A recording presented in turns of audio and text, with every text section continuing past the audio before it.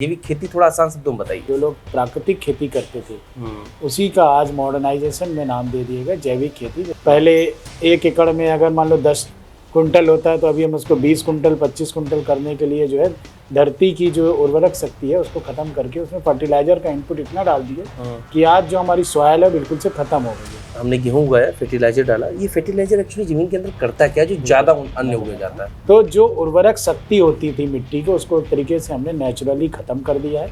Artificially दे रहे हैं, वो आर्टिफिशियली केमिकल के थ्रू दे रहे हैं जो कि हानिकारक है। तो देखा जाए जितनी हमारी जनसंख्या है, अगर हम फर्टिलाइजर का इस्तेमाल जो आप कह रहे हैं बहुत जहरीला है उसका ना इस्तेमाल करें तो पर्याप्त होगा ना? प्रोडक्शन तो ज़्यादा कर ली लेकिन वो हेल्थ में वही आकर के हम डॉक्टरों को दे दें। कम टाइम में पैदा करने के लिए धरती के साथ खिलवाड़ कर रहे हैं। आज की डेट में खाना तो सब अच्छा लोग चाहते हैं लेकिन उगाना कोई नहीं चाहता। तो एक भारत को सशक्त बनाने में जो खेती है एक मूल आधार है अपने देश का। तो उत्तराखंड में तो जमीन खेती की इतनी अच्छी है। किनुआ लगवाते हैं पहाड़ी इलाकों में, किनुआ। जामुन आप फल जानते हो? हाँ। जामुन आपने हमेशा बीज वाला कहा, सीडलेस जामुन हम लोगों ने तैयार कर दिया। मैंने अपनी जर्नी 4 किसानों से शुरू की थी। आज 40,000 किसान है, 6 स्टेट में हम लोग खेती कर रहे हैं।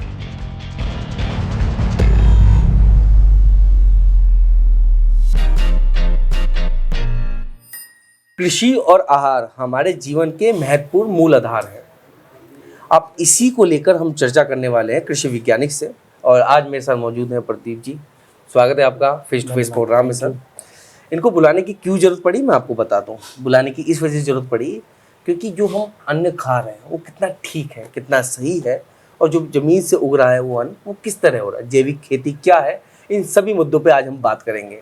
तो शुरुआत कर लेते हैं। सर, जैविक खेती के बारे में बहुत लोग सुनते हैं, यार वो जैविक खेती करते हैं, ये करते हैं, प्रोटीन उगाते हैं, मतलब क्या है ये जैविक खेती? थोड़ा आसान शब्दों में बताइए।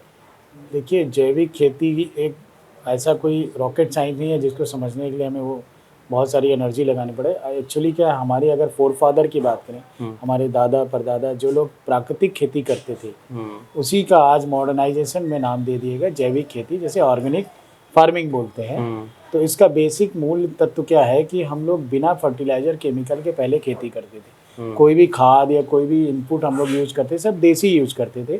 गाय का मूत्र हो गया, गोबर हो गया, या नीम की पत्ती हो गई, कुछ जो हमारे प्रकृति ने हमें दिया है उन्हीं को हम लोग यूज करके खेती करते थे। तो जिससे होता क्या था कि उसमें जो पेस्टिसाइड फर्टिलाइजर के जो अवशेष होते थे वो नहीं आते थे। मतलब पूरी तरह से प्राकृतिक होता था। नेचर ने हमें दिया, हमने नेचर के अकॉर्डिंग उसको जो है कल्टीवेट किया और अपने फूड में हैबिट में लेके आए, जिससे कि हमें बीमारियां कम होती थी। अभी जैसे जैसे हमारा जो है जनसंख्या वृद्धि हुई, हरित क्रांति का नाम आपने सुना होगा। धीरे धीरे करके हम लोग जो है पहले 1 एकड़ में अगर मान लो 10 कुंटल होता है तो अभी हम उसको 20 कुंटल 25 कुंटल करने के लिए जो है धरती की जो उर्वरक शक्ति है उसको खत्म करके उसमें फर्टिलाइजर का इनपुट इतना डाल दिए कि आज जो हमारी सॉइल है बिल्कुल से खत्म हो गई है। अच्छा। तो उसका जो नेचर है, उसका जो एक प्राकृतिक तत्व होते हैं, जैसे कि आपका फर्टिलाइज वो क्या बोलते हैं, सॉइल में आपके जो इनपुट्स होते हैं वो सारी एक तरीके से हमने उसको केमिकल में कन्वर्ट कर दिया है। और उसी का रीज़न ये है कि जो हम आज की डेट में उस ज़मीन में पैदा करते हैं वो लीचिंग के थ्रू उसमें निहित हो जाता है और वो हमारे स्वास्थ्य के लिए हानिकारक है। कैंसर एक ऐसी बीमारी है जो हम लोग आज डेली, अगर आप चाहे वेजिटेबल का लें, सब्जी का लें, अनाज का लें, कुछ भी लें, सब जगह पेस्टिसाइड और फर्टिलाइजर जो है यूज हो रहा है, बहुतायत हो रहा है, जिसकी वजह से वो हमारे शरीर में जाता है और हम डिफरेंट तरह की बीमारियों से जो है संग्रहित हो रहे हैं। जैसे आप कृषि वैज्ञानिक है तो थोड़ा और डीपली मुझे बता पाएंगे जो फर्टिलाइजर है जो खेतों में इस्तेमाल करते हैं। ये मेरी ज़मीन है, हमने गेहूं उगाया, फर्टिलाइजर डाला। ये फर्टिलाइजर एक्चुअली ज़मीन के अंदर करता क्या है जो ज़्यादा अन्न उग जाता है? एक्चुअली क्या होता है, जैसे कोई भी मिट्टी लोगे आप, तो मिट्टी में NPK होता है जो नेचुरल इंटैक्ट होते हैं, मिनरल्स होते हैं, नाइट्रोजन, फास्फोरस, पोटास और भी बहुत सारे। उसमें मिट्टी में एक होता है कार्बन रेशियो, C/N बोलते हैं उसको जी। जो कार्बन रेशियो क्या करता है, कार्बन की जो उपलब्धि है उसको जो है सॉइल के जो है स्ट्रक्चर को देता है और वही पौधों को जाती है और पौधे में जो है उसमें डेवलपमेंट होती है। That is nutrition. जो सॉइल का न्यूट्रिशन है वो एक्चुअली न्यूट्रिशन हम उसको आर्टिफिशियल तरीके से दे रहे हैं जी। जो पहले वही होता था कि हम नेचुरल तरीके से गोबर की खाद और दुनिया भर की चीज़ों यूज करके करते थे। अभी हम आर्टिफिशियल तरीके दे रहे हैं। वो कहीं ना कहीं वो जा करके उस फ्रूट्स, वेजिटेबल और आपके जो ग्रेन है उनमें आता है और वो हमारे बॉडी में इनसाइड जाता है, जो कि हानिकारक है। तो जो उर्वरक शक्ति होती थी मिट्टी को, उसको एक तरीके से हमने नेचुरली ख़त्म कर दिया है। आर्टिफिशियली दे रहे हैं, वो आर्टिफिशियली केमिकल के थ्रू दे रहे हैं, जो कि हानिकारक है। तो देखा जाए जितनी हमारी जनसंख्या है, अगर हम फर्टिलाइजर का इस्तेमाल जो आप कह रहे हैं बहुत जहरीला है, जी। उसका ना इस्तेमाल कर तो पर्याप्त होगा अनाज हमारे देश के नहीं, लिए। देखिए उसमें मैं यहाँ पे दो तरह के कन्फ्यूजन है लोगों के, जो मैं मार्केट में रहता हूँ। लोगों के दिमाग में एक मिथ ये है कि अगर हम जो है ऑर्गेनिक फर्टिलाइजर यूज करेंगे, ऑर्गेनिक तरीके से, जैविक को प्राकृतिक तरीके से खेती करेंगे तो ईल्ड कम होगी, ऐसा कुछ नहीं है। आज पहले भी होता था, आज भी होता है, बट हमें एक गुड एग्रीकल्चर प्रैक्टिस जो हमारा बताया गया है कि किस तरीके से हम उसको यूज़ करें, कैसे हम उसको जो है संसाधनों का यूज़ करें, और जिससे कि हमारी उर्वरक शक्ति, क्योंकि अगर आप इसको दूसरे तरीके से अगर रिलेट करोगे, होता क्या है कि हमने कुछ पैसे बचाने के लिए प्रोडक्शन तो ज़्यादा कर ली, लेकिन वो हेल्थ में वही आकर के हम डॉक्टरों को दे देते हैं। तो कहने का मतलब कि आप जहाँ पे बेस आप पैदा कर रहे हो, वहीं पे आप जो है बेस्ट चीज़ें अडॉप्ट करिए ना, बेस्ट एग्रीकल्चर प्रैक्टिस अडॉप्ट करिए। आप कम टाइम में पैदा करने के लिए धरती के साथ खिलवाड़ कर रहे हैं। आप धरती सॉइल देख लो, वाटर देख लो, एयर देख लो, सबको हमने पॉल्यूट कर दिया है। इन ए नटसेल ये एक हम बात अपनी छोटी सी ये कहना चाहते हैं कि आज की डेट में खाना तो सब अच्छा लोग चाहते हैं, लेकिन उगाना कोई नहीं चाहता है। राइट। हाँ, तो लोग भाग रहे हैं, लोग छोड़ रहे हैं, तो बहुत सारे संसाधन हैं, बहुत सारी, एक तो सबसे बड़ा जो कारण है वो है हमारी जनसंख्या वृद्धि। तो अभी फार्मर्स भी, अभी आप देखें किसी भी गांव में विजिट करें, मैं तो विजिट करता रहता हूँ, गांव में विजिट करें तो जितने यंगस्टर्स वो लोग सब लोग भाग रहे हैं। क्यों? रीज़न इसका यही है कि वो खेती करना नहीं चाहते हैं। दूसरा क्या है कि खेती के इतने तरीके हो गए हैं जो कि इतना कॉस्टली हो गया है, ना बिजली टाइम पे मिल पाती है, ना पानी समय पे मिल पाता है, ना तो इतनी जो बड़ा परिवार उसको कर पाते हैं। तो कहने का ये मतलब है कि जब हम, हमारा ये कहने का मतलब हेल्थ और वेलनेस की तरफ अगर हम लोग ध्यान दें, तो एक भारत को सशक्त बनाने में जो खेती है एक मूल आधार है अपने देश का, भारतवर्ष का। तो उस मूल आधार में अगर खेती को हम बढ़िया करना चाहते हैं तो उसके साथ हमें एक मित्रत्व व्यवहार करना पड़ेगा, हमें उसके जो नेचुरल पद्धति है उसको अडॉप्ट करना पड़ेगा। सपोज करिए मेरे पास 1 एकड़ ज़मीन है जी, ठीक है, मैं यहाँ पर अपने इस क्षेत्र में, दिल्ली वाले क्षेत्र में 60,000 रुपये महीना कमाता हूँ। जी, चलिए मैं उससे और गिरा लेता हूँ, मैं 50,000 रुपये महीना कमाता हूँ, जो हर महीने कमाता हूँ। मेरा मोटा मोटा मान लीजिए कि 10,000 रुपये किराया वगैरह में चला गया, 10,000 रुपये मेरे खाने पीने में चले गए, यानी कि टोटल मेरे पास हर महीने लगभग 30,000 रुपये बच जाते हैं। जब मैं कोई गेहूं की खेती करूंगा तो लगभग 4 महीने से 5 महीने बाद मुझे अन्न मिलेगा, उसमें मैं जो बेचूंगा उसका बेनिफिट होगा। अगर मैं 5 महीने मोटा मोटा जो लूँ तो यहाँ पर 30,000 से 1.5 लाख रुपये मेरे पास सीधे बच गए। जी। क्या 1.5 लाख रुपए की मैं मेहनत करने के बाद 1.5 लाख रुपए बचा पाऊंगा खेती में? सर यही सत्य है। देखिए सत्य आप जो कह रहे हैं वो सही है, लेकिन अभी क्या है, बहुत सारी चीज़ें चेंज हो गई हैं। जो हमारा माइंड सेट है, जो हमारा काम करने का आधार है मूलभूत से, वो चेंज हुआ है। हम अपनी अगर जर्नी की बात बताएं, मैं न्यूट्रिस एग्रो फूड में लास्ट 30 ईयर से काम कर रहा हूँ। मैंने अपनी जर्नी 4 किसानों से शुरू की थी। आज 40,000 किसान है, 6 स्टेट में हम लोग खेती करवाते हैं। जी। हम लोग खेती क्या करवाते हैं? कैश क्रॉप करवाते हैं, जो इंडस्ट्रीज़ को ज़रूरत होती है। मैं ये नहीं कहता गेहूँ चावल आप छोड़ दो, लेकिन साथ साथ अपने आप को अपग्रेड करो, साथ साथ उसी कल्टीवेशन प्रैक्टिसेस में कुछ ऐसी चीज़ें भी लगाओ जिनकी वैल्यू है। जैसे हम किनोवा लगवाते हैं, मैं पेरू यूएस से किनोवा का सीड लेके आया था इंडिया में आज से करीब 15 साल पहले। मैं अपनी जर्नी बताता हूँ कि 4 किसान भी कन्विंस नहीं हो रहे थे उसको लगाने के लिए, क्योंकि लगाएंगे तो बेचेंगे कहाँ। सबसे बड़ी समस्या आज की डेट में किसानों के साथ यही है कि भाई वो उगा तो लेंगे लेकिन बेचेंगे कौन? आप मार्केट की प्रॉब्लम है, कहाँ पे बेचेंगे, क्या करेंगे। तो उसी को सशक्त बनाने के लिए हमने जो है अपनी जर्नी शुरू की कैश क्रॉप से। जैसे आपकी डेट में बहुत सारी बड़ी कंपनीज है, कैश क्रॉप में किनोवा, चिया सीड, मोरिंगा, तुलसी हर घर में होती है। उस तुलसी को हम लोग 100 एकड़ में झांसी राठ में लगवाते हैं। अच्छा। हाँ, उससे किसान वहाँ के सशक्त, एक किसान साल भर का 10-10 लाख रुपए कमा रहा है। अच्छा। कि चिकोरी लगवा रहे हैं। क्यों? उस तुलसी को हम परचेज करते हैं। तुलसी ग्रीन टी, तुलसी मसाला टी, तुलसी जिंजर टी, इंडिया एक्सपोर्ट और डोमेस्टिक सब जगह हम लोग उसको सप्लाई कर रहे हैं। तो हमने किसानों को जर्नी सिखाई कि भाई आप गेहूं दाल चावल तो लगाते ही हो, साथ साथ कैश क्रॉप लगाओ, जिससे कि तुम्हारा लाइवलीहुड बढ़ेगा। आज की डेट में आप देखिए वहाँ पे चिकोरी लगाते हैं जो कॉफ़ी में जाती है, तुलसी लगाते हैं, मोरिंगा लगाते हैं। मोरिंगा जिसको बोलते हैं सुपर फूड, जो कि यहाँ के लोग कम वैल्यू देते हैं, बाहर के लोग आते हैं। मोरिंगा जिसको आप सहजन और ड्रमस्टिक बोलते हैं, उसकी पत्ती हम लोग जो है 150 रुपये किलो किसानों से खरीदते हैं। और एक बार आप पौधा लगाइए और उसके बाद ज़िंदगी भर उसकी पत्तियाँ बिकेंगी। हम ये कहते हैं कि हमने जो है मल्टी क्रॉपिंग का भी सिस्टम लोगों को दिया है कि आप अगर एक खेत में आप आलू लगा रहे हैं या धान लगा रहे हैं तो बीच में कुछ और आप क्रॉप लगा सकते हैं, बगल में आप जो है आप मोरिंगा लगा सकते हैं।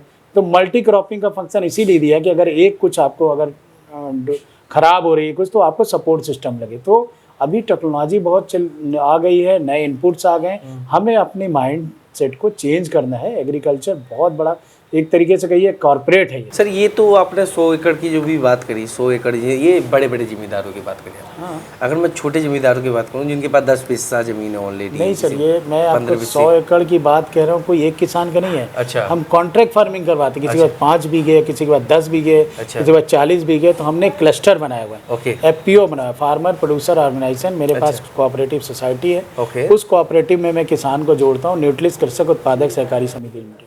वो किसान पैदा करते हैं। अब किसान को हम ये भरोसा दिलाते हैं कि भाई चिंता मत करो, बीज हम दे रहे हैं, इनपुट हम दे रहे हैं, आप कल्टीवेट करो, ये प्रैक्टिस हम आपको बता रहे हैं, आपको कहीं जाने की जरूरत नहीं है। आप बनाइए, उसको प्रोसेस करिए और हम आपको वहीं से हमारे ट्रक आएंगे, उठा के लेके आएंगे, आपको वहीं पैसा देंगे। मतलब कि किसान को कुछ नहीं करना, बस मेहनत करनी है, मेहनत अपनी जगह पे करनी है। वो भी जो हम उनको एक गाइडलाइन बताएंगे क्वालिटी कंसर्न से लेकर के कि पैदा करने की, उसमें हमारा जो सिस्टम होता है, हम उनको सीड प्रोवाइड करते हैं फ्री ऑफ कास्ट।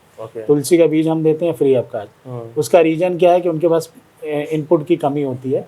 जब वो क्रॉप उनकी रेडी हो जाती है, वो हमें देते हैं, तब हम सीड का पैसा काटते हैं। तो देश भर में कहाँ कहाँ तक गए हैं आप? हमारा तो अभी 6 स्टेट में चल रहा है। जैसे आपका यूपी में हो गया, MP में हो गया, आपका सिक्किम में हो गया, सिक्किम में, हाँ। उसके बाद उत्तराखंड में हम लोग किनोवा लगवाते हैं। तो उत्तराखंड में तो जमीन खेती की इतनी अच्छी है। किनोवा लगवाते हैं पहाड़ी इलाकों में, किनोवा, जिसको सुपर फूड ग्रेन बोलते हैं, जिसमें 15% प्रोटीन होता है। और उसकी हम ब्रेड बनाते हैं, आटा बनाते हैं, उसकी कुकीज़ बनाते हैं और लंदन और जर्मनी में एक्सपोर्ट करते हैं। तो इंडिया के लोगों को पता नहीं है इसके बारे में? नहीं पता है, हाँ। ऐसे नहीं, कुछ प्रोग्रेसिव फार्मर्स उनको पता है। अच्छा, जब ये आप किसानों के पास जाते हैं, ये सब बातें कहते हैं, तो क्या क्या मुश्किलें आती है कि यार कभी ये सबसे बड़ा जो हमें चैलेंज हुआ था, हाँ। कि जैसे हम आज से करीब 16 साल पहले किनोवा हम अमेरिका गए थे, वहाँ से सीड लेके आए। हमने किसानों को बोला, 4 किसानों को कन्विंस करने में मुझे 3 महीने लगे। 3 महीने? हाँ, 3 महीने, क्योंकि उनको पता ही नहीं था ये है क्या चीज़।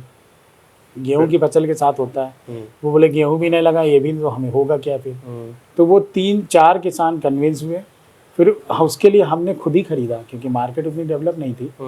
धीरे धीरे करके लोगों को, क्योंकि फार्मर्स इलाके में क्या होता है कि लोग देखा देखी ज़्यादा करते हैं, हाँ, कि उनको हो गया फ़ायदा तो हम भी लगाएंगे, उनको हुआ तो हम भी लगाएंगे। अब वो कारवां इतना बड़ा हो गया कि 4 किसान से लेकर के 25,000 किसान जो है केवल कैश क्रॉप पे ही काम कर रहे हैं 6 स्टेट में। थोड़ा महाराष्ट्र में बहुत है हमारे किसान। अच्छा सर, एक सवाल ये है कि पहले जब मैं छोटा था तो आपने भी देखा होगा, बड़े बड़े विशाल आम के पेड़ हुआ करते थे, ठीक है, और उनमें फिर आम उगते थे जब कुछ वर्षों बाद।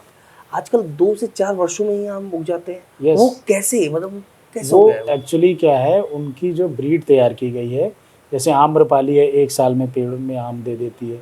ऐसे ही आपका गुलाब जामुन है, मीठे आम है। तो बहुत सारी ऐसी वैरायटी, क्योंकि कृषि के क्षेत्र में बहुत सारी इनोवेशंस और रिसर्च चल रही हैं। अब आप जामुन का नाम जामुन आप फल जानते हो। हाँ। जामुन आपने हमेशा बीज वाला कहा, सीडलेस जामुन हम लोगों ने तैयार कर दिया।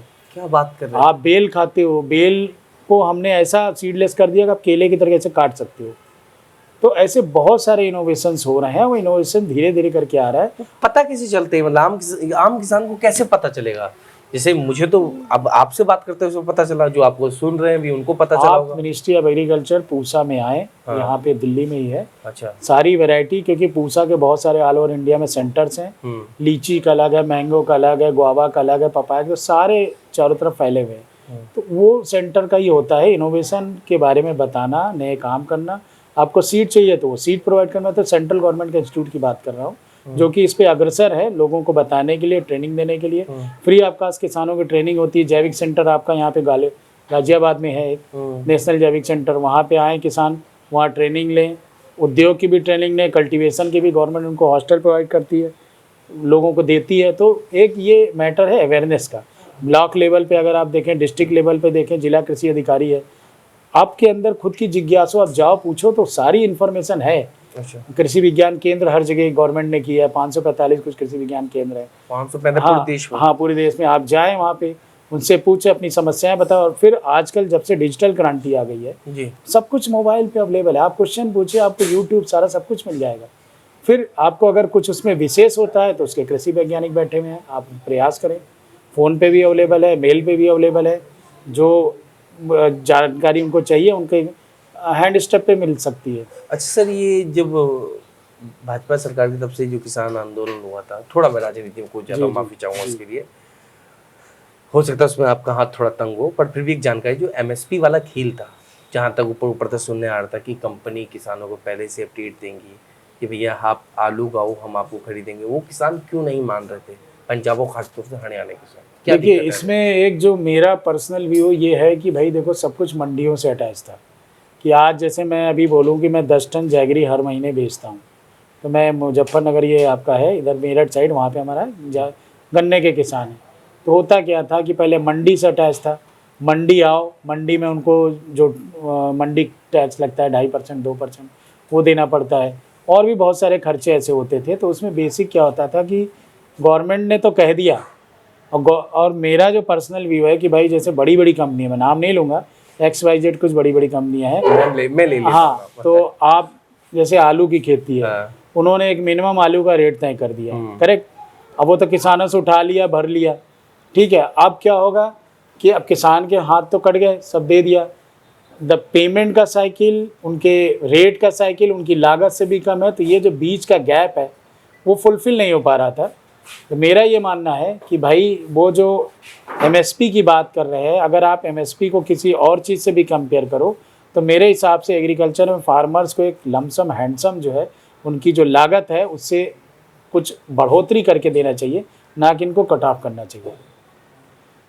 किसान क्यों परेशान है? और बाकी जो बीच में ये जो बड़े लीडर्स हैं किसान के, ये वो केवल अपनी लीडरशिप के लिए हैं। बाकी किसानों का भला किसान अपना खुद कर सकता है, या तो गवर्नमेंट, बीच के लोग उसका फ़ायदा उठाते हैं।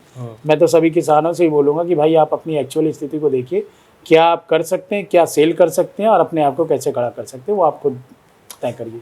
सर, ऐसी कोई जमीन से जुड़ी हुई बात, आप कृषि वैज्ञानिक हैं, जो किसानों को अभी तक पता ही नहीं है और उसका लाभ ही नहीं उठा पा रहे हैं, ऐसी कोई ऐसी 2-3 बातें? मैं बताता हूँ कि अभी देखिए करीब 37 स्कीम्स हैं फार्मर्स के लिए, मेरे पास सारी लिस्टेड हैं। और उन स्कीम्स में ऐसा नहीं है कि जो है हर चीज़ किसान के लिए, चाहे सिंचाई का हो, चाहे बीज का हो, चाहे किसी का हो, वो आगे आ करके उसको जो एक्चुअली क्या है, वो तुरंत फ़ायदा की सोचने लगते हैं। जो मैं किसानों से इंटरेक्ट होता हूँ, कोई किसान आता है मेरे पास, वो बोलता है कि भाई मेरे पास 50 एकड़ ज़मीन है, मुझे ये करना है, मैं एग्जाम्पल के तौर पे बता रहा हूँ, बट वो तुरंत कैलकुलेट कर देता है पैसे। भाई आप सीड तो लगाओ, पेशेंस तो रखो, काम तो करो, तभी तो आएगा। आप पहले ही उसकी जो है आउटपुट पे वो करने लगते हो और अपनी जगह से भाग जाते हो। तो मेरा एक छोटा सा लोगों को संदेश ये है कि आप मेहनत पे भरोसा करिए, अपने काम पे भरोसा करिए, और दूसरा क्या, अवेयरनेस। तो डिमांड और सप्लाई का पूरा गेम है मार्केट में, क्योंकि बिजनेस में अगर देखो, बिजनेस क्या है, छोटे से शब्दों में बिजनेस क्या है, भाई सस्ता खरीदना, महंगा बेचना, बीच का प्रॉफिट आपका बिजनेस है।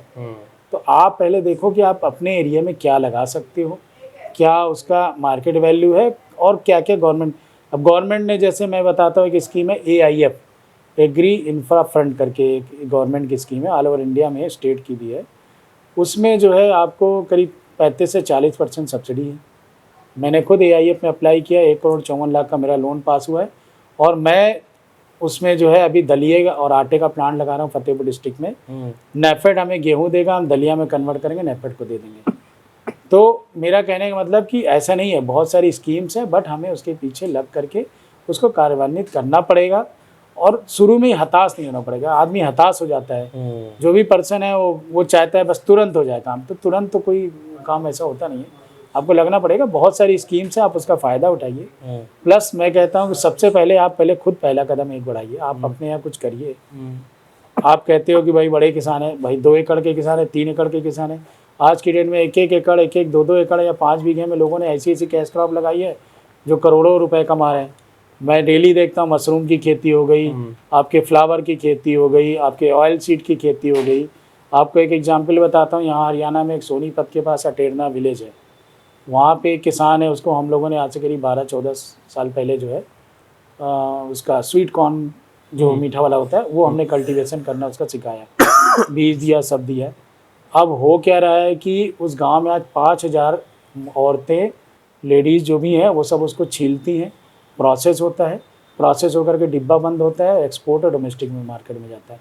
एक आदमी ने शुरुआत की थी, आज 5,000 उस गांव के लोग जो है उद्यम में जुड़े हुए हैं। और सोचिए कितना अच्छा मॉडल है। मैं वहीं की नहीं बहुत जगह बताता हूँ कि उन्होंने स्वीट कॉर्न पैदा किया। स्वीट कॉर्न की 3 फसल होती है, 70% चारा उनकी गौशाला को गया और गायों का खाना फ्री हो गया। गाय के गोबर से बायोगैस बना, बायोगैस से उनके प्लांट की बिजली चढ़ी और जो वेस्ट बचा वो उसी स्वीट कॉर्न में खाद के रूप में चला गया। आप देखिए कैसा चक्र है ये। एक आदमी की सोच ने 5,000 लोगों को रोजगार दिया और इंटीग्रेटेड पूरा हो गया। तो ये जरूरी नहीं है कि आपको कोई कहीं से, आप अपने यहाँ ही अपनी जगह पे, अभी सीएम युवा उद्यम योजना चल रही है जिसका मैं ट्रेनर हूँ, यूपी का ऑफिशियल। हम लोग का उद्देश्य है 1 लाख गाँव के जो बच्चे हैं उनको, युवाओं को उद्यम में करवाना है। 1 लाख तक जो है यूपी गवर्नमेंट उनको सपोर्ट कर 10 लाख रुपए का कर रही है, बिना ब्याज के, बिना सिक्योरिटी के। बहुत सारे लोगों ने अप्लाई किया। वो छोटा 10 लाख तक कोई भी उद्योग अपने गांव में आप शुरू कर सकते हैं, कुछ भी शुरू कर सकते हैं। कुल्हड़ बनाने का, चाय बनाने का, पत्तियों का, हर्ब्स का, कुछ भी। तो मतलब आप कह रहे हैं कि आप कुछ भी धंधा करिए, कुछ भी व्यवसाय करिए, कुछ भी व्यापार करिए, आप कुछ भी बनाइए, खरीदने वाले 4 जने खड़े हैं अगर आपको बेचना है तो। बिल्कुल। बट इसमें एक ही मोटो होना चाहिए, क्वालिटी।